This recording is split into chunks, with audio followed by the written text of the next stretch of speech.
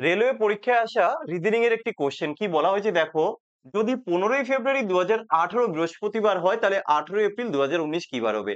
তো আমরা এইভাবে করব, দেখো এই 15ই ফেব্রুয়ারি 2018 কি বার না বৃহস্পতিবার। ওকে, কিরকম ভাবে এখান থেকে আমি বের করে নেব 15ই ফেব্রুয়ারি 2019 তাহলে কি বার হবে?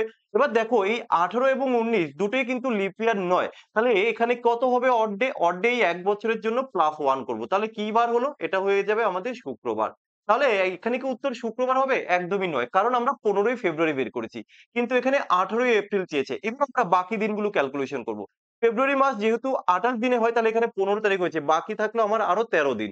ফেব্রুয়ারি, মার্চ মাস হচ্ছে ৩১ দিনে আর এপ্রিল মাসের হচ্ছে ১৮ তারিখ। এই ১৮ লিখলাম। টোটাল যদি আমরা যোগ করি কত হবে? ৮ আর ১ এ ৯ আর ৩ ১২, 62 আসবে। এই ৬২ দিনে অড ডে কত হবে? ৭ ৮ এ ৫৬, ৫৭ ৫৮ ৫৯ ৬০ ৬১ ৬২ ৬ হবে। তাহলে আমরা আগে পেয়েছি শুক্র, তার সাথে যদি ৬ প্লাস করা হয় তাহলে কি হবে? বৃহস্পতিবার। কি সবাই বুঝতে পেরেছ?